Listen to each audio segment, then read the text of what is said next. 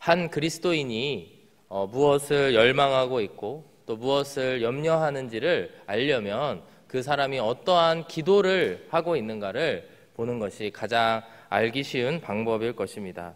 누구든지 하나님 앞에 기도한다고 하지만 결과적으로는 자신이 관심 있어 하는 것을 기도를 하게 되고요. 또 마음속에 없는 이야기는 하나님 앞에서도 기도하지 않는 것이 우리들의 한계라고 생각을 합니다. 그렇기 때문에 우리가 하는 기도가 우리의 마음의 표현이고 또 한편으로는 우리의 열망의 표현이라고 할 수가 있습니다. 오늘 함께 읽으신 본문은 사도 바울의 에베소서라고 하는 편지 가운데에서도 하나님 앞에 드리는 기도입니다. 에베소서는 몇 차례에 걸쳐서 중간중간에 하나님께 드리는 기도가 삽입되어져 있는데요. 오늘 함께 읽으신 본문의 말씀은 짧지만 하나님 앞에 드려지는 두 번째 기도라고 할 수가 있습니다. 그렇다면 사도 바울이 하나님 앞에 기도하면서 특별히 이 에베소서라고 하는 이 짧은 서신을 보내는 와중에 그가 열망했던 것, 그가 염려하고 바랬던 것이 무엇인지 함께 살펴보기를 원합니다. 먼저 기도의 내용을 보기 전에 바울이라고 하는 인물에 대해서 우리가 알아야 되는데요. 바울은 유대인 출신 그리고 로마 시민권인 그런 사람이었습니다. 그럼에도 불구하고 사도 바울은 스스로를 하나님께서 이방인의 사도로 나를 부르셨다. 이방인들을 전도하기 위해서 나를 부르셨다라고 고백을 하고 있습니다. 로마서 11장 13절의 말씀을 보시면 내가 이방인인 너희에게 말하노라. 내가 이방인의 사도인 만큼 내 직분을 영광스럽게 여기노니. 어제 우리가 함께 읽으신 에베소서 3장 전반부의 말씀을 통해서 하나님이 그를 부르셨던 것, 그가 명확하게 하나님 앞에 받았던 계시에 대해서 사도 바울은 고백을 하고 있고요. 그로 말미암아 하나님이 나를 이방인들을 전도하기 위해 부르신 사람이다라고 하는 확신 가운데 그리고 그들을 전도하는 것에 큰 열망을 가지고 있었습니다. 그런데 동시에 바울의 서신들을 보게 되면은 그의 출신 성분이라고 할 수 있는 그의 출신 배경이라고 할 수 있는 유대인들에 대해서도 열심히 기도하고 있는 모습들을 마음을 쓰고 있는 모습들을 우리가 동시에 찾을 수가 있습니다. 로마서 10장 1절의 말씀을 보면 형제들아로 시작하는 이 말씀이 바로 유대인 이스라엘들을 위해서 하는 이야기들이 그 뒤에 나오게 됩니다. 내 마음에 원하는 바와 하나님께 구하는 바는 이스라엘을 위함이니 곧 그들로 구원을 받게 함이라. 사도 바울은 이방인의 선교, 이방인의 구원을 위해서 사역했던 사람이지만 동시에 유대인을 위해서도 함께 기도하고 또 그들의 구원을 위해서도 열심히 마음을 쏟았던 그런 사람이었던 것입니다. 오늘 함께 읽으신 이 에베소서의 말씀은 사도 바울이 감옥에서 쓴 옥중서신 가운데의 하나입니다. 그런데 사도 바울은 감옥 속에 그가 갇혀 있었음에도 불구하고 그에게는 소망이 있었다라고 하는 것을 볼 수가 있습니다. 바울은 어떤 것에 무엇에 소망을 두고 살아가느냐? 바로 그가 기도했던 유대인 그리고 그가 전도하고 사랑했던 이방인들이 다 함께 모여서 살게 될 그 하나님의 교회, 이 우주적인 교회에 대한 소망을 가지고 있고 그것에 대해서 쓴 서신이 바로 에베소서라고 하는 것입니다. 2장의 말씀을 통해서 우리가 본 것이 그리스도로 말미암아 유대인과 이방인 사이에 있었던 그 막힌 담을 그리스도의 죽으심으로 말미암아 허무셨고 그래서 우리가 이제 모두가 하나 되어서 교회가 되었다. 그리스도를 고백하는 믿음 위에 교회가 되었다라고 하는 말씀을 계속해서 하고 있습니다. 그러면서 오늘 이렇게 기도를 하면서 중보하는 에베소 교인들을 위해서 멀리 떨어져 있는 상황 가운데 편지로 중보하는 이유가 무엇이냐면 바로 이렇게 바울이 설명했던 하나님의 나라 또 하나님께서 세워가고 계시는 그 하나님의 나라 가운데에서 에베소 교회 교인들이 삶 속에서 그런 하나님을 경험하고 하나님을 만나기를 원했기 때문이었을 것입니다. 오늘의 본문 14절을 먼저 보시면 그가 이와 같이 기도를 시작을 하게 됩니다. 이러므로 내가 하늘과 땅에 있는 각 족속에게 이름을 주신 아버지 앞에 무릎을 꿇고 비노니 이렇게 말씀하고 있습니다. 이 한 문장을 통해서 지금부터 기도를 시작합니다 라고 이야기를 하고 있는 것입니다. 그러면서 특별히 그가 부르짖고 있는 하나님을 그는 어떻게 묘사하고 있느냐? 각 족속에게 이름을 주신 하나님, 이라고 하나님을 부르고 있다라고 하는 것이죠. 여기서 각 족속이라고 번역된 이 원어 헬라어 단어를 살펴보게 되면은 모든 가족, all family 이렇게 해석이 될 수도 있습니다. 그래서 영어 번역들을 보게 되면은 단수형으로 every family라고 해석이 되는 경우도 있지만 반대로 여러 성경들을 보게 되면은 신자들의 온 가족, 신자들의 온 가족이라고 표현되어 있는 그런 성경책도 우리가 찾아볼 수가 있습니다. 원어적으로 그 의미를 우리가 생각해 봤을 때 무엇으로 해석할 수 있냐면 바로 하나님께서 세우실 그 나라, 하나님께서 세워가시는 그 교회 안에 이방인이든 유대인이든 상관할 것 없이 모든 족속이 함께 모여 있는 그 공동체를 생각하면서 우리들을 부르신 하나님 앞에 내가 지금 무릎 꿇고 기도합니다 라고 오늘의 말씀을 시작을 하고 있는 것입니다. 우리는 이미 에베소서 2장 15절의 말씀을 통해서 유대인과 이방인이 한 세 사람이 되었다라고 하는 말씀을 살펴보았습니다. 법조문으로 된 계명의 율법을 폐하셨으니 이는 이 둘로 자기 안에서 한 세 사람을 지어 화평하게 하시고, 에베소서 2장 15절의 말씀입니다.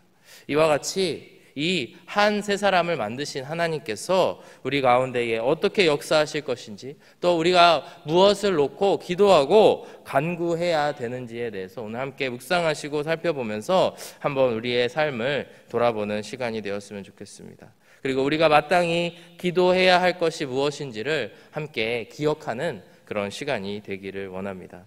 먼저 첫 번째로 사도 바울은 무엇을 위해서 기도하고 있느냐? 성령으로 말미암아 능력으로 강건하여지기를 기도하고 있습니다. 먼저 오늘의 본문 16절의 말씀입니다. 그의 영광의 풍성함을 따라 그의 성령으로 말미암아 너희 속사람을 능력으로 강건하게 하시오며, 성령으로 말미암아 우리가 강건하여지는데 특별히 무엇을 강조하고 있느냐? 우리들의 속사람이 강건해져야 된다. 우리들의 속사람이 강해져야 된다라고 하는 말씀을 하고 있습니다. 우리는 일반적으로 그런 단어들을 많이 쓰죠. 외유내강, 내유외강 뭐 이런 말들을 쓰게 되죠. 일반적으로 사람들이 보았을 때에도 이제 겉으로 세 보이는 사람이 있는가 하면 겉으로는 유해 보이지만 속이 강한 사람이 있는 것이죠. 반대로 속은 세 보이는데 안이 약한 사람들을 우리는 유리멘탈이라고 부르기도 합니다. 그래서 우리가 사람을 봤을 때 그 사람의 겉모습과 또 그게 속에 있는 것이 다르다라고 하는 것을 일반적으로도 알 수가 있다라고 하는 것이죠. 근데 사도 바울이 이 자리에서 이야기하고 있는 것은 특별히 우리가 성령으로 말미암아 달라져야 된다라고 말씀을 하고 있습니다. 이것이 무엇을 이야기하고 있냐면 바로 우리의 겉모습을 볼 것이 아니고 우리의 속에 성령님께서 들어오셔서 내주하셔서 우리가 성전이 되었을 때에 우리가 진실로 변화될 수 있다라고 하는 것입니다. 우리가 요한복음 3장의 말씀을 통해서도 알 수 있듯이 우리가 거듭난다라고 하는 것은 우리의 몸이 변화되는 것이 아니죠. 어느 날 예수님을 믿었다고 해서 나의 키가 자란다거나 나의 얼굴이 더 이뻐질 수도 있겠지만 빛나기 때문에 외형적으로 변화된다는 이야기가 아닌 것이죠. 성령님께서 우리 안에 오셨을 때에 우리의 속사람이 변화되게 된다라고 하는 것입니다. 하나님께서는 태초에 인간 아담을 만드시고 그로 말미암아 이 땅을 이제 경작하게 하시고 또 관리하게 하셨습니다. 그런데 이 아담 가운데에 죄가 들어감으로 말미암아 우리의 육신과 우리의 영이 다른 곳을 향해 나아가고 있다라고 하는 것이 우리들이 겪고 있는 현실이라고 할 수가 있습니다. 사도 바울은 로마서 7장에서 이와 같이 이 이야기를 하고 있습니다. 그러므로 내가 한 법을 깨달았노니 곧 선을 행하기 위하는 나에게 악이 함께 있는 것이로다. 이것이 너무나 큰 고민이다라고 하는 것이죠. 22절의 말씀을 보시면 내 속사람으로는 하나님의 법을 즐거워하되 내 지체 속에서 한 다른 법이 내 마음의 법과 싸워 내 지체 속에 있는 죄의 법으로 나를 사로잡는 것을 보는도다. 내가 예수님을 영접한 이후로 사도 바울도 분명히 마음이 향하고 있는 것은 하나님 나라를 향하고 있고 하나님의 법을 즐거워하고 있지만 어느새 나의 지체 속에 있는 한 다른 법, 바로 나를 오랫동안 올가매었던 그 죄의 법, 사망의 법이 바로 나를 지배하고 사로잡으려고 하는 것이 너무나 괴롭다라고 하는 말씀을 로마서 7장의 말씀을 통해서 이야기하고 있습니다. 로마서 8장 1절과 2절의 말씀을 보시게 되면은 이 해결책으로 무엇을 이야기하고 있냐면요, 바로 생명의 성령의 법을 이야기하고 있습니다. 그러므로 이제 그리스도 예수 안에 있는 자에게는 결코 정죄함이 없나니 이는 그리스도 예수 안에 있는 생명의 성령의 법이 죄와 사망의 법에서 나를 해방하였음이라. 이와 같이 이야기를 하고 있습니다. 즉 우리가 날마다 기도하고 집중해야 될 것이 무엇이냐면, 자꾸 죄로 돌아가려고 하는 나의 속사람, 자꾸 죄로 마음을 향해 가려고 하는 나의 속사람이 그곳을 향해 가지 못하도록 하는 것이고, 동시에 생명의 성령의 법에 매여서 살아가도록 해야 된다라고 하는 것이죠. 우리는 너무나 우리의 외모를 드러내 보이려고 하고 또 외모로 서로를 판단하려고 하는 것 같습니다. 최근에 한국에 있는 청소년들에 대한 이야기를 들은 적이 있습니다. 요즘에 청소년들에게도 제일 중요한 물건이 무엇일까요? 보물 1호가 무엇이냐고 묻는다면 바로 핸드폰이라고 말한다고 합니다. 너무나 공감이 되죠, 저희도. 근데 참 이 청소년 아이들이 그 가운데 정말 놀라운 경악스러운 일을 하고 있는데요. 바로 그들이 가지고 있는 핸드폰이 아이폰이냐 안드로이드냐에 따라서 파가 나뉜다고 합니다. 그래서 서로 말도 못 걸게 하는 일들이 있다라고 하는 이야기를 제가 전해 들은 적이 있습니다. 근데 이게 결코 놀라운 일이 아닌 게, 여러분 몇 년 전에 그 단어가 유행했었는데 기억하시나요? 등골 브레이커라고 하는 단어가 기억이 나시나요? 바로 부모님들의 등골을 부서뜨릴 만큼 참 이렇게 부담스럽게 만든다라는 뜻인데요. 바로 노스페이스에서 나온 한 상표에서 나온 그 파카, 그 점퍼의 그 레벨에 따라 20만 원짜리, 30만 원짜리, 70만 원짜리, 100만 원짜리를 입는 아이들에 따라서 그 학교 안에서 등급이 먹여지는 것 같습니다. 그랬다고 합니다. 그래서 이와 같이 우리의 청소년들, 정말 아직 아무것도 모르는 우리의 아이들이 이제 자라면서 서로의 외모를 따진다고 하는 것이죠. 이걸 통해서 볼 수 있는 것이, 우리는 태어날 때부터 죄인이었구나. 정말 이 모든 우리의 존재들이, 우리 아이들조차도 죄와 사망의 법에 매여 있는 자들이구나 라고 하는 것을 우리가 볼 수가 있습니다. 사도 바울은 오늘의 말씀을 통해서 너의 속사람이 강건하여져야 된다. 하나님의 풍성함을 따라 성령으로 말미암아 속사람이 강건해져야 된다라고 말씀을 하고 있는데, 바로 이 말씀은 우리가 세상의 어떤 죄의 법칙, 또 세상의 여러 잣대들을 벗어나서 바로 하나님 나라의 법칙, 생명의 법칙, 성령의 법칙 안에 있어야 된다라고 하는 것입니다. D.A. 칼슨이라고 하는 신학자가 쓴 바울의 기도라고 하는 책에 보면은 그가 이렇게 이야기합니다. 우리의 몸, 곧 겉사람은 세월과 박해에 시달려 닳지만 그 겉사람이 완전히 낡아진 후에 남는 것은 속사람이다. 즉 우리가 영원히 구해야 될 것, 또 영원히 우리가 하나님 앞에까지 함께 갈 존재는 우리의 이 후패해질 이 육신이 아니고 우리의 속사람이다라고 하는 것입니다.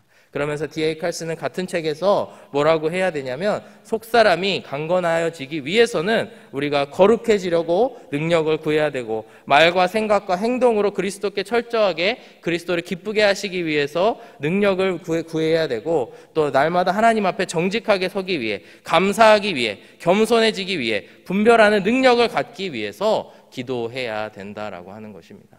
아마도 오늘 사도 바울이 기도하면서 에베소 교회를 위해서 구하고 있는 바로 그것이 이것이라고 생각을 합니다. 아버지 하나님, 우리 사랑하는 에베소 교회의 성도들, 우리의 에베소 교회의 성도들의 속사람이 성령으로 말미암아 능력으로 강건하여지게 하시옵소서. 그리고 그것을 가능하게 하시는 분은 오직 성령님 뿐이십니다 라고 고백을 하고 있다라고 하는 것입니다. 사랑하는 여러분, 이 아침에 이 말씀을 묵상하면서 우리가 한번 생각해 보았으면 좋겠습니다. 우리가 향해 가고 있는 곳은 어디입니까? 죄와 사망의 법 가운데 매여서 가고 있지는 않습니까? 우리가 정말로 바라봐야 되는 것은 우리의 속사람인 줄로 믿습니다. 그리고 우리의 속이 강건하여질 때에, 즉 예수 그리스도를 영접함으로 말미암아 성령님이 함께 계실 때에 우리의 마음이 평안하여질 것이고 우리가 천국의 삶을 누릴 줄로 믿습니다. 오늘도 우리의 기도 제목이 변화되어지는 역사가 나타나기를 주의 이름으로 축복합니다. 이어서 17절 이하의 말씀을 보시면 사도 바울은 두 번째로 무엇을 위해 기도하고 있느냐? 그리스도의 사랑의 깊이를 알아가고 뿌리 내리도록 해달라고 하나님 앞에 기도하고 있습니다. 이것은 바로 하나님의 그 충만한 사랑을 우리가 경험하게 하여 주시옵시고 그것을 근간으로 살아가게 해달라고 기도하고 있는 것입니다. 17절에서부터 19절의 말씀을 보시겠습니다.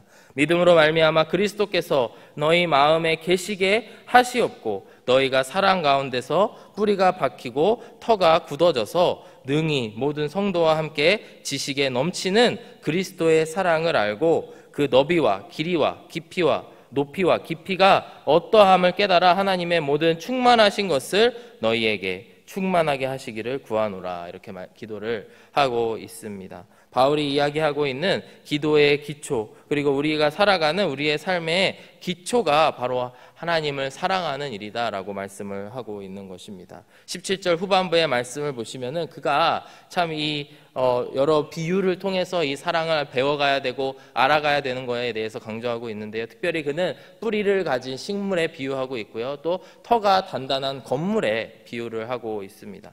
여러분, 식물이 얼마만큼 더 높이 올라가기 위해서 또 자라기 위해서는 뿌리가 얼마만큼 그거보다 훨씬 더 깊이 들어가야 된다라고 하는 말씀을 들어보셨을 것입니다.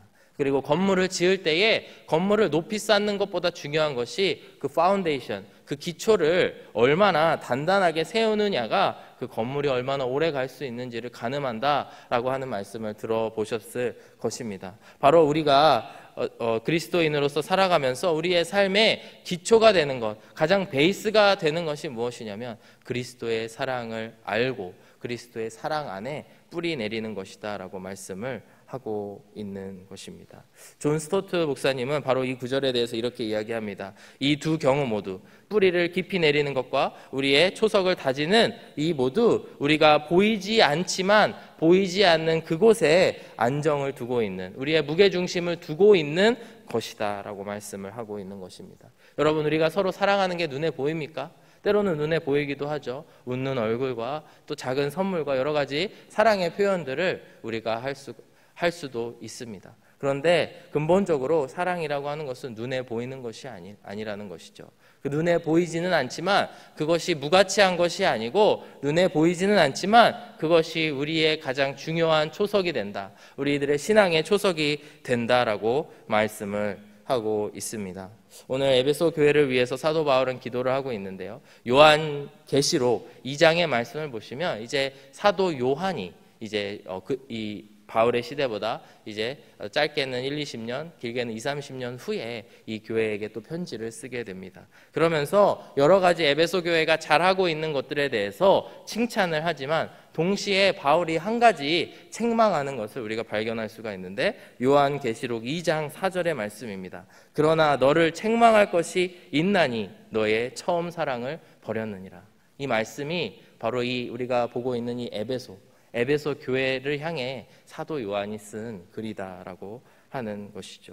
사도 요한은 이 에베소 교회를 바라보면서 이 교회가 정말 엄청난 그 초대교회의 로마 제국의 그 핍박 가운데에서도 믿음을 지켜내고 이겨낸 것을 칭찬하였습니다. 그리고 그들이 너무나 잘 신앙을 유지해온 것에 대해서 칭찬하였습니다. 그런데 한 가지 아쉬워하고 있는 것이 그러한 상황 가운데에서 너희가 하나님을 향한 첫 사랑을 버렸느니라. 그러므로 돌아와라. 이렇게 이야기를 하고 있는 것입니다. 사랑하는 여러분, 우리가 구해야 될 것이 무엇인지 다시 한번 고민해보는 이 아침이 되었으면 좋겠습니다. 주님, 제 안에 사랑이 있습니까? 사랑이 없습니까?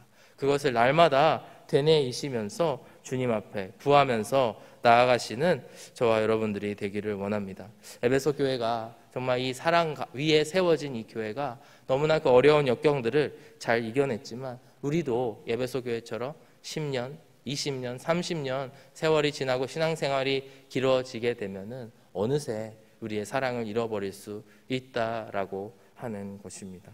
우리의 기도가 하나님의 사랑을 회복하게 하여 주시옵소서. 그리고 19절의 말씀을 다시 보실 텐데요. 19절의 말씀처럼 하나님 사랑의 그 너비와 길이와 높이와 깊이가 어떠한지를 깨닫게 하여 주시옵소서. 여러분, 하나님의 사랑의 깊이와 길이와 높이와 또 뭐죠? 너비, 이것들을 여러분 측량하실 수 있습니까? 우리는 날마다 고백을 하죠. 그 크신 하나님의 사랑, 측량 다 할 수 없네, 이렇게 고백은 하지만 정작 그 하나님의 사랑의 너비와 길이와 높이와 깊이를 알기 위해 얼마나 고민하고 있는가, 얼마나 우리가 주님 앞에 기도하고 있는가, 오늘 돌아보는 시간이 되었으면 좋겠습니다. 그래서 우리가 보이지 않는 그 사랑 위에 세워졌을 때에 우리의 신앙생활이 건강해질 줄로 믿습니다. 우리의 기도 생활이 올바로 세워질 줄로 믿습니다. 그 사랑 안에 세워지는 우리 교회가 되어지기를 주의 이름으로 축복합니다. 마지막 세 번째로 오늘 19절의 마지막 부분을 보시면은 바울은 이와 같이 기도한다라고 이야기를 하는데요. 바로 하나님으로 우리가 충만하여질 것을 기도하고 있습니다. 하나님의 모든 충만하신 것으로 너희에게 충만하게 하시기를 구하노라, 이러면서 사실상 기도문을 이제 마무리하게 되죠. 이제 20절과 21절을 보게 되지만 이거 이제 기도를 마무리하고 있는 부분입니다. 즉 사도 바울은 기도를 하고 있는 것이 바로 이 에베소 교회가 하나님으로 말미암아 충만하여질 수 있기를 기도하고 있습니다. 우리가 앞서 살펴본 것처럼 우리의 속사람이 강건하여지고 정말 흔들리지 않는 믿음 위에 세워질 때, 그리고 우리의 삶의 터전이 또 우리의 삶의 모든 방향성이 하나님의 사랑 위에 세워졌을 때에 우리에게 일어나는 일들은 바로 하나님으로 말미암아 충만하여진다라고 하는 것입니다. 여러분 잘 아시는 말씀이겠지만 에베소서 5장 18절에 술 취하지 말라, 이는 방탕한 것이니 오직 성령으로 충만함을 받으라라고 하는 말씀은 영향력의 문제라고 말씀을 나눈 적이 있습니다. 바로 우리가 어떠한 영향을 받고 살아가느냐, 술의 영향을 받고 살아가느냐, 돈의 영향을 받고 살아가느냐, 명예의 영향을 받고 살아가느냐, 성령의 영향을 받고 살아가느냐의 문제다라고 하는 것이죠. 우리의 속사람 그리고 사랑의 터전 위에 세워질 때에 우리가 하나님으로 말미암아 충만하여지는 역사가 우리 가운데에 있기를 원합니다. 우리가 기도할 때에 주님 오늘도 성령 충만하게 하여 주시옵소서, 그리하여서 성령님의 영향력을 받고 살아가게 하여 주셔서 저를 보호하여 주시고 저의 한 걸음 한 걸음을 걸어갈 수 있게 하여 주시옵소서, 이렇게 기도하시는 저와 여러분이 되기를 원합니다. 마지막으로 말씀을 마치면서 20절과 21절의 말씀은 이렇게 기도를 마무리하고 있습니다. 우리 가운데서 역사하시는 능력대로 우리가 구하거나 생각하는 모든 것에 더 넘치도록 능히 하실 이에게 교회 안에서와 그리스도 예수 안에서 영광이 대대로 영원 무궁하기를 원하노라. 아멘. 이러면서 기도하고 있습니다. 여러분 이 구절들 좀 읽으시는데 뭔가 낯이 익다라고 하는 생각이 안 드십니까? 안 드시면 금요 예배에 나와 주시기를 부탁드리겠습니다. 우리 금요 예배 때마다 개인 기도로 들어가면서 함께 찬송하고 있는 나의 기도하는 것보다라고 하는 찬양이 바로 이 구절에서 나온 찬양이라고 합니다. 근데 우리가 이 말씀을 조금 더 묵상하면서 나아가야 될 것이 20절의 말씀을 보시면 우리 가운데 역사하시는 능력대로 우리가 구하거나 생각하는 모든 것에 넘치도록 능히 하실 이에게 해서 우리가 누구인가라고 하는 고민이 들게 되었습니다. 이 사도 바울의 또 에베소서의 배경이 되는 것은 제가 서두에 말씀드렸다시피 유대인과 이방인의 막힌 담을 허셨고 그 막힌 담을 허신 그 안에 우리가 사랑으로 우리가 하나 돼야 된다라고 하는 말씀을 하고 있다라고 하는 것이죠. 즉 사도 바울이 이 편지를 쓰면서 또 기도를 하면서 여기서 우리라고 하는 것은 단순히 그가 속해 있는 유대인, 그가 배경을 가진 유대인뿐만 아니고 유대인과 이방인과 모든 족속들, 아버지 하나님께서 부르신 모든 족속들을 이야기하고 계시다라고 하는 것입니다. 그렇기 때문에 사도 바울이 이야기하고 있는 우리 가운데 역사하시는 능력대로 우리가 구하거나 생각하는 모든 것을 넘치게 주시리라고 하는 우리라고 하는 단어 자체가 유대인들에게는 너무나 기적적인 단어이고 놀랍고 혁신적인 단어일 수밖에 없는 것이죠. 왜냐하면 막힌 담을 하나님께서 허셨기 때문이죠. 정말 오늘날에도 지금 이스라엘을 위해서 또 함께 기도하기를 원하고 또 그 팔레스타인을 위해서 기도하기를 원하는데요. 실제로 막힌 담을 그 민족 가운데에 세우고 분리시켜서 서로에게 미사일을 쏘고 있습니다. 여러분 너무나 안타까운 일들이 아닐 수가 없습니다. 예수 그리스도가 없이는, 그리스도의 사랑이 없이는 정말 서로를 증오하고 싸우고 정말 말도 안 되는 정말 흉악한 행동을 할 수밖에 없는 것이 바로 우리의 속에 있는 죄와 사망의 법이다라고 하는 것입니다. 그러나 사도 바울은 꿈꾸고 있는 것이 바로 우리 모두가 하나 되어서 그리스도 안에 회개하게 하여 주셔서 또 성령이 우리 안에 내주하게 하여 주셔서 우리로 말미암아 하나 되게 하신 그 역사가 우리 가운데 있다라고 하는 것입니다. 함께 말씀을 생각하시면서 이 찬양을 부르면서 나아가길 원하는데요. 특별히 우리가 이 후렴 부분, 우리 가운데 역사하신 능력대로 우리들의 간구함을 넘치게 하실 주님께 기도할 때에 우리가 안에 기적적인 일들이 일어나길 원합니다. 우리의 삶 속에서 정말 용서할 수 없는 사람이 있습니까? 우리의 삶 속에서 증오할 수밖에 없는 사람이 있습니까? 아버지 하나님, 막힌 담을 허신 주님 앞에 우리가 나아가게 하여 주시옵소서. 우리 가운데 그 막힌 담을 허신 기적과 같은 일들이 있게 하여 주시옵소서. 이와 같이 기도하는 저와 여러분들이 되었으면 좋겠습니다. 이 시간 함께 나의 기도하는 것보다 더욱 응답하실 하나님께 이 시간 함께 찬송하며 나아가기를 원합니다. 함께 찬송하겠습니다.